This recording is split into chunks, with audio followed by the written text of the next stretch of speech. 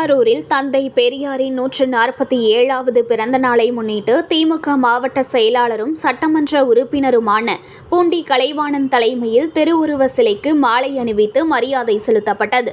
தொடர்ந்து சமூக நீதி நாள் உறுதிமொழி ஏற்கப்பட்டது. தந்தை பெரியாரின் 147வது பிறந்த நாள் விழா தமிழகம் முழுவதும் கொண்டாடப்பட்டு வருகிறது. இதன் தொடர்ச்சியாக திருவாரூர் பழைய பேருந்து நிலையம் முன்பு உள்ள தந்தை பெரியாரின் திருவுருவ சிலைக்கு திமுக மாவட்ட செயலாளரும் சட்டமன்ற உறுப்பினருமான பூண்டி கலைவாணன் தலைமையில் மாலை அணிவித்து மரியாதை செலுத்தப்பட்டது. தொடர்ந்து சமூக நீதி நாள் உறுதிமொழி ஏற்றுக்கொண்டனர். இதன் தொடர்ச்சியாக திமுக நகர கழக அலுவலகத்தில் வைக்கப்பட்டிருந்த பெரியாரின் திருவுருவ படத்திற்கு பூண்டி கலைவாணன் தலைமையில் மாலை அணிவித்து மரியாதை செலுத்தப்பட்டது.